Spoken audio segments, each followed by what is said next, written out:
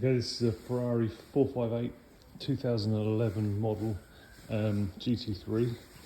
We're going to be completely stripping the car down. All of the major components, suspension, steering, engine, gearbox are coming out of it. This is for crack tests. Every 2 years the car has to be done. Just quickly show you inside. So yeah, some people might be interested in seeing what needs to be done to these things to keep them going. Let's get on with it.